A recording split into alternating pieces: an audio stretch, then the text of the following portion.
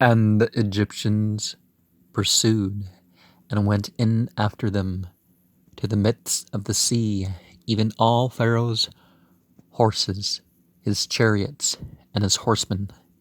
And it came to pass that in the morning watch the Lord looked unto the host of the Egyptians through the pillar of fire and of the cloud, and troubled the host of the Egyptians, and took off their chariot wheels, that they drove them heavily, so that the Egyptians said, Let us flee from the face of Israel, for the Lord fighteth for them against the Egyptians. And the Lord said unto Moses, Stretch out thine hand over the sea, that the waters may come again upon the Egyptians, upon their chariots, and upon their horsemen. And Moses stretched forth his hand over the sea, and the sea returned to his strength when the morning appeared, and the Egyptians fled against it. And the Lord overthrew the Egyptians in the midst of the sea, and the waters returned and covered the chariots, because they were weighed down in the mud of the tidal marsh, and the horsemen and all the hosts of Pharaoh that came into the sea after them. There remained not so much as one of them. But the children of Israel walked upon dry land in the midst of the sea, and the waters were a wall unto them on their right hand and on their left.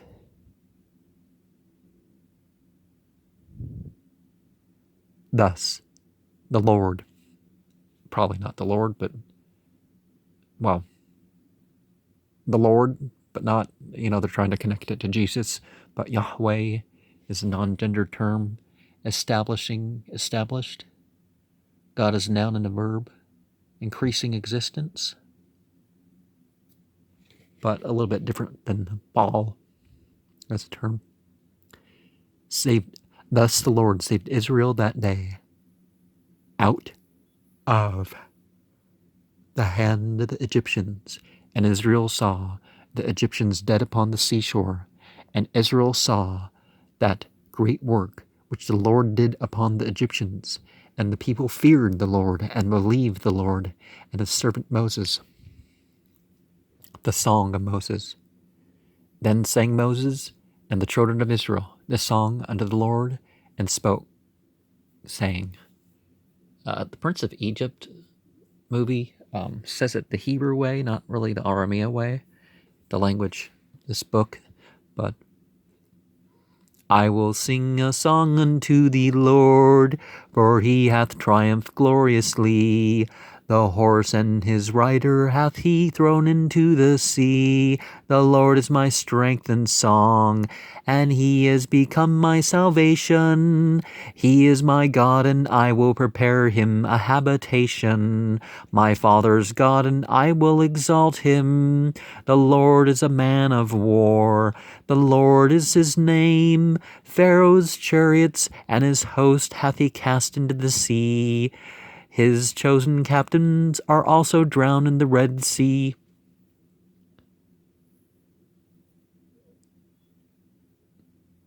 Yeah, that's not a right translation of the Aramea, but the depths have covered them. They sank into the bottom as a stone. Thy right hand, O Lord, is become glorious in power.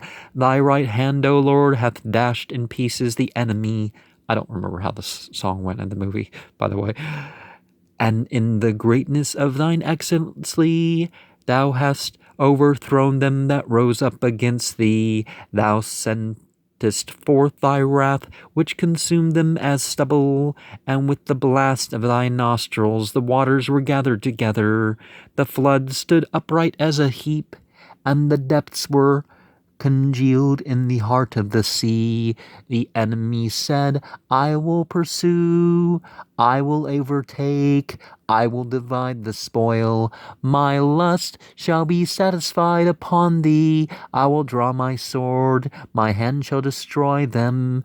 Thou didst blow with thy wind. The sea covered them. They sunk as lead in the mighty waters. Who is like thee, O Lord, among the gods?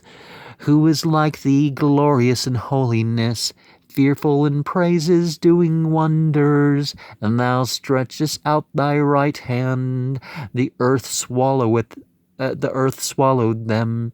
Thou in thy mercy hast led forth the people which thou hast redeemed. And thou hast guided them in thy strength unto thy holy habitation. And the people shall hear and be afraid. Sorrow shall take hold of the inhabitants of Palestinia, which is a twist on a similar term for like one village or something. Then the dukes of Edom shall be amazed, the mighty men of Moab. Trembling shall take hold upon them. All the inhabitants of Canaan shall melt away. Fear and dread shall fall upon them. By the greatness of thine arm they shall be as still as a stone, till thy people pass over, O Lord, till the people pass over, which thou hast purchased.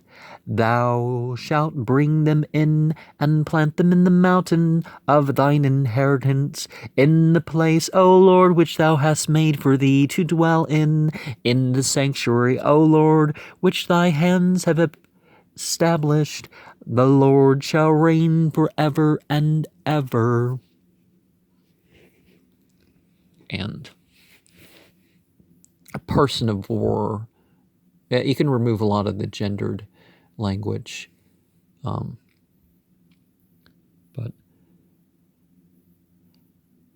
Miriam, the prophetess, the sister of Aaron, took a timbrel in her hand. And all the women went out after her with timbrels and with dances. And Miriam answered them.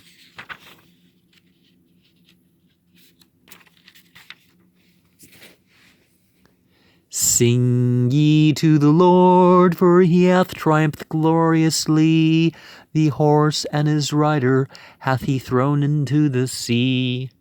Again, Tanakh does not say the Red Sea, but it's really Yam Suf, so tidal marsh.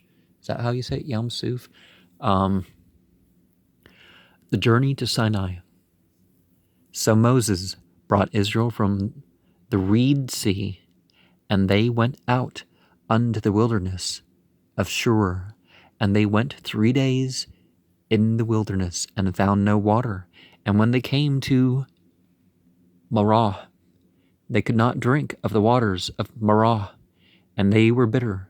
Therefore the name of it was called Marah. And the people murmured against Moses, saying, What shall we drink?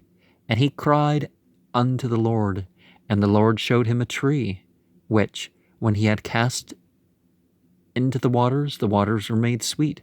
And he made for them a statute and an ordinance. And there he proved them, and said, If thou wilt diligently hearken to the voice of the Lord thy God, and wilt do that which is right in his sight, and wilt give ear to his commandments, and keep all his statutes, I will put none of these diseases upon thee which I have brought upon the Egyptians, for I am the Lord that healeth thee. And they came to Elim, where there were 12 wells of water, and 70 palm trees, and they encamped there by the waters. And they took their journey from Elim, and all the congregation of the children of Israel came unto the wilderness of Sin, which is between Elim and Sinai, on the 15th day of the 2nd month, after their departing out of the land of Egypt. And the whole congregation of the children of Israel murmured against Moses and Aaron in the wilderness. And the children of Israel said unto them, Would to God We had died by the hand of the Lord in the land of Egypt when we set by the flesh pots, and when we did eat bread to the full. For ye have brought us forth into this wilderness to kill this whole assembly with hunger.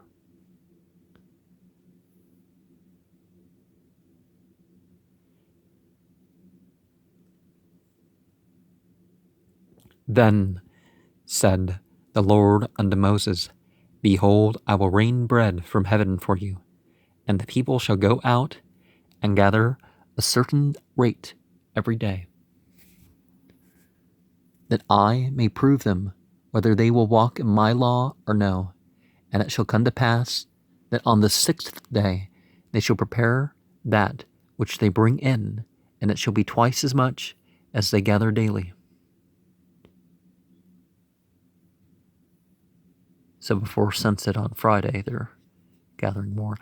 And Moses and Aaron said unto all the children of Israel, At even, then ye shall know that the Lord hath brought you out from the land of Egypt.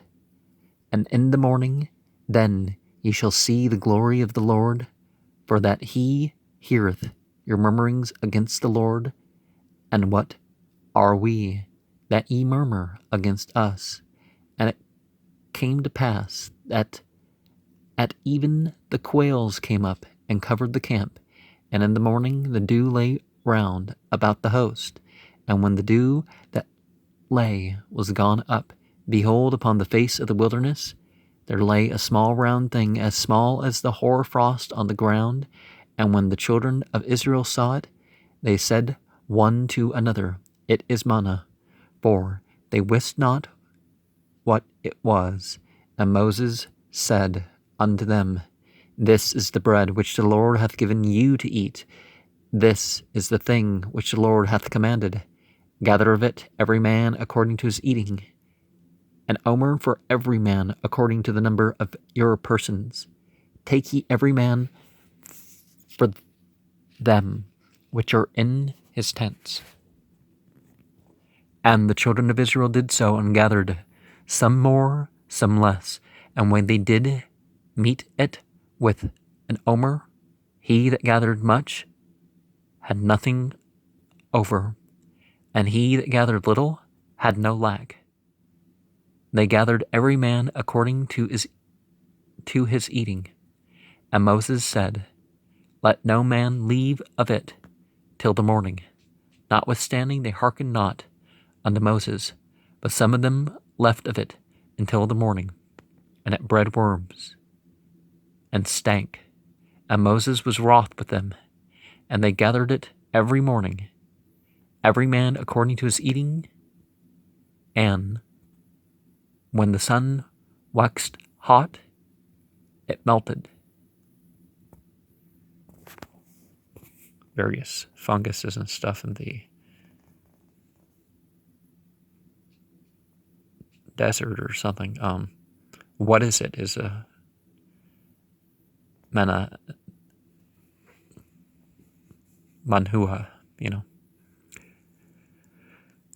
And it came to pass that on the 6th day they gathered twice as much bread, 2 omers for one man. And all the rulers of the congregation came and told Moses, and he said unto them, This is that which the Lord hath said, Tomorrow is the rest of the holy Sabbath unto the Lord. Bake that which ye will bake today, and seethe that ye will seethe, and that which remaineth over lay up for you, to be kept until the morning. And they laid it up till the morning, as Moses bade, and it did not stink, neither was there any worm therein. And Moses said, Eat that today, for today is a Sabbath unto the Lord. Today ye shall not find it in the field. 6 days ye shall gather it, but on the 7th day, which is the Sabbath, in it there shall be none. So we see even with a gift,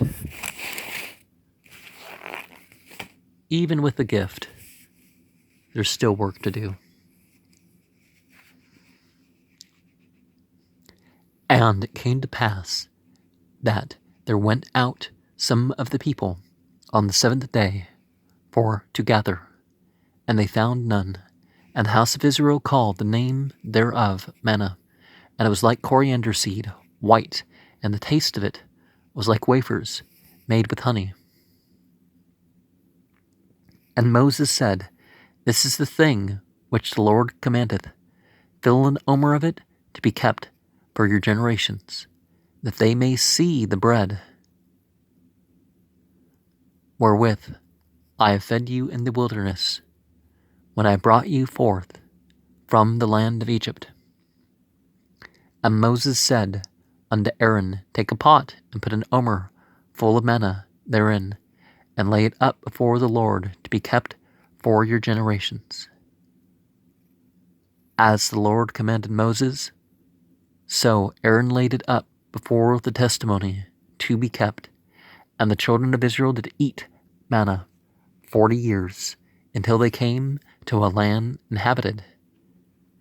They did eat manna until they came unto the borders of the land of Canaan. Well, there was no nation called Canaan, but it's how the Bible divides the earth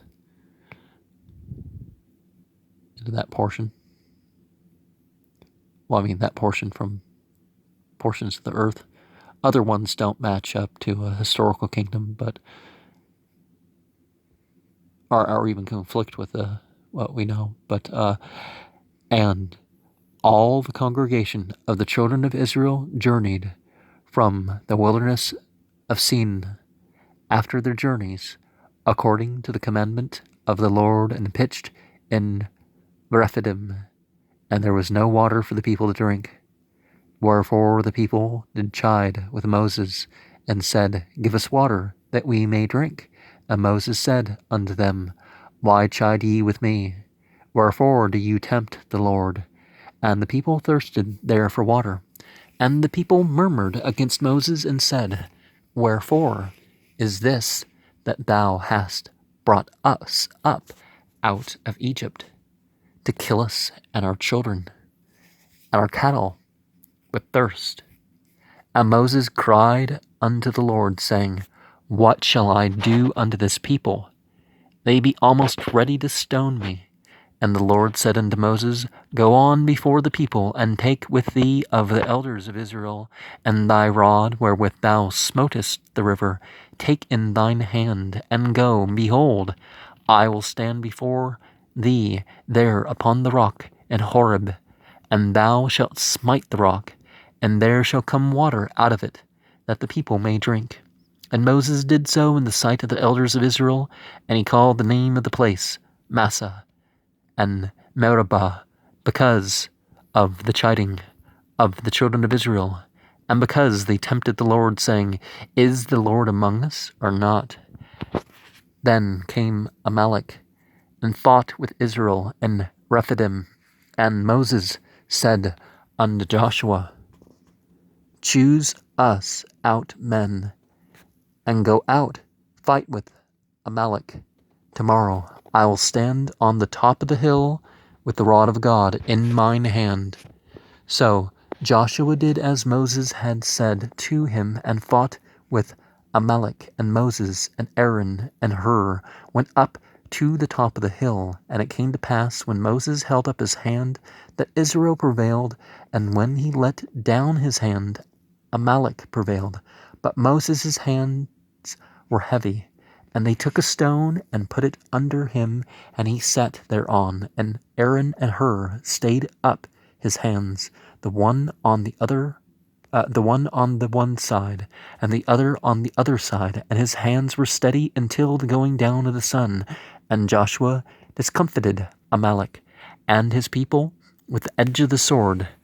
And Jethro, the priest of Midian, Moses' father-in-law, heard of all that God had done for Moses, and for Israel his people, and that the Lord had brought Israel out of Egypt. Then Jethro, Moses' father-in-law, took Zipporah, Moses' wife, after he had sent her back, and her 2 sons, of which the name of the one was Gershom. For he said, I have been an alien in a strange land. And the name of the other was Eliezer. For the God of my father, said he, was mine help, and delivered me from the sword of Pharaoh. And Jethro, Moses' father-in-law, came with his sons and his wife unto Moses into the wilderness, where he encamped at the mount of God. And he said unto Moses, I, thy father-in-law Jethro, am come unto thee, and thy wife and her 2 sons with her. And Moses went out to meet his father-in-law, and did obeisance, and kissed him, and they asked each other of their welfare. And they that came into the tent, and Moses told his father-in-law all that the Lord had done unto Pharaoh and to the Egyptians for Israel's sake, and all the travail that had come upon them by the way, and how the Lord delivered them. And Jethro rejoiced for all the goodness which the Lord had done to Israel, whom he had delivered out of the hand of the Egyptians. And Jethro said, Blessed be the Lord, who hath delivered you out of the hand of the Egyptians, and out of the hand of Pharaoh, who hath delivered the people from under the hand of the Egyptians. Now I know that the Lord is greater than all gods. Well, they keep saying gods. Well, what people consider to be gods. For in the thing wherein they dealt proudly, he was above them all. He was above them. And Jethro, Moses' father-in-law, took a burnt offering and sacrifices for God. And Aaron came and all the elders of Israel to eat bread with Moses' father-in-law before God. And it came to pass on the morrow that Moses sat to judge the people, and the people stood by Moses from the morning unto the evening. And when Moses' father-in-law saw all that he did to the people, he said, What is this thing that thou doest to the people? Why sittest thou thyself alone, and all the people stand by thee from morning unto even? And Moses said unto his father-in-law, Because the people come to me to inquire of God. When they have a matter, they come unto me, and I judge between one and another, and I do make them know the statutes of God and his laws. And Moses' father-in-law said unto him, The thing that thou doest is not good. Thou wilt surely wear away, both thou and this people that is with thee. For this thing is too heavy for thee. Thou art not able to perform it thyself alone. Hearken now unto my voice. I will give thee counsel, and God shall be with thee. For be thou for the people to Godward.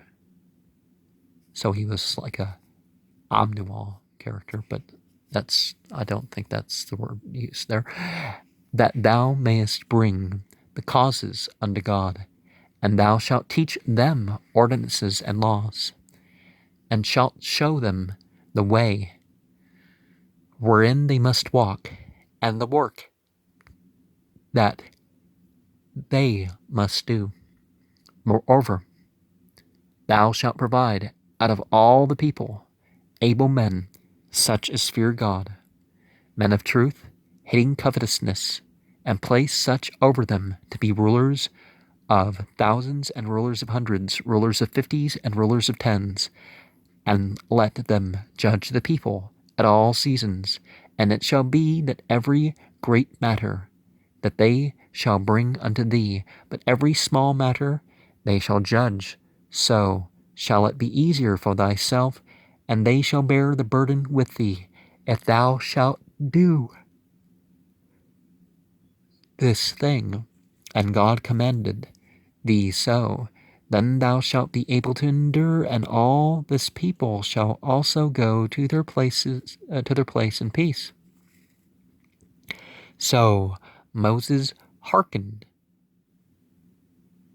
to the voice of his father-in-law, and did all that he had said. And Moses chose able men out of all Israel, and made them heads over the people, rulers of thousands, rulers of hundreds, rulers of fifties, rulers of tens. And they judged the people at all seasons. The hard causes they brought unto Moses, but every small matter they judged themselves. And Moses let his father-in-law depart, and he went his way into his own land, the giving of the law. And the 3rd month, when the children of Israel were gone forth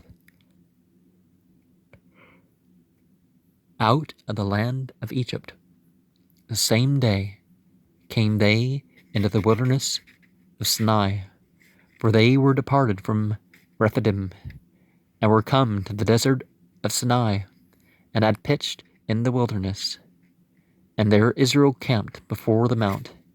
And Moses went up unto God, and the Lord called unto him out of the mountain, saying, Thus shalt thou say to the house of Jacob, and tell the children of Israel, Ye have seen what I did unto the Egyptians, and how I bore you on eagle's wings, and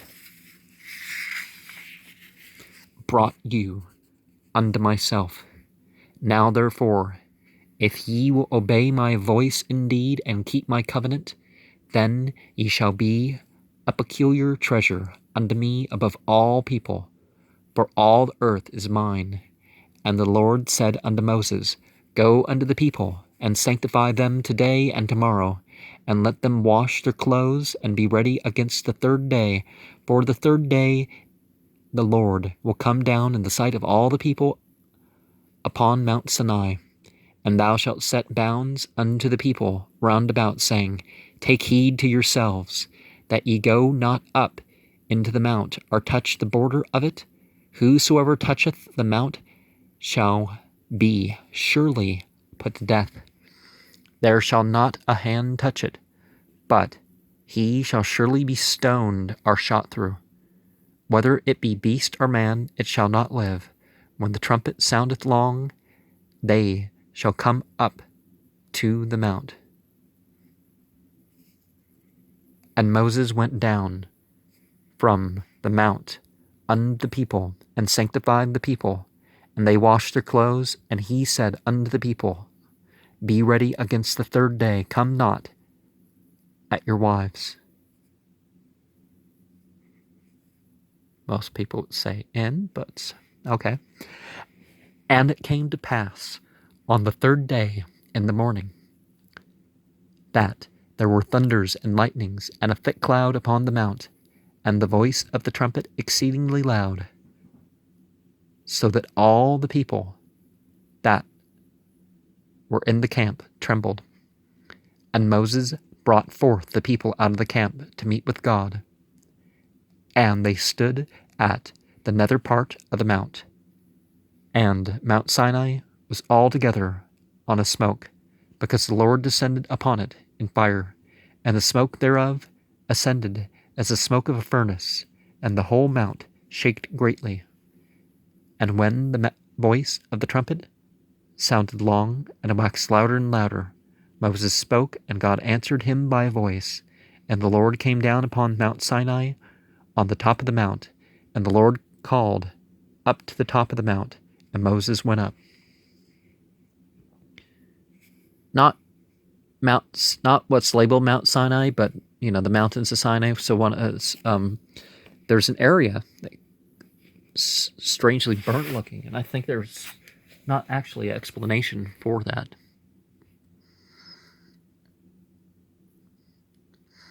And God spake all these words, saying, I am the Lord thy God, which hath brought thee out of the land of Egypt, out of the house of bondage. Thou shalt have no other gods before me. Thou shalt not make unto thee any graven image, or any likeness of anything that is in the heavens above, or that that is in the earth beneath, or that is in the water under the earth. Thou shalt not bow thyself to them, nor serve them, for I, thyself, to them, nor serve them, for I, the Lord thy God, am a jealous God, visiting the iniquity of the fathers upon the children, on the third and fourth generation of them that hate me, and showing mercy unto thousands of them that love me, and keep my commandments.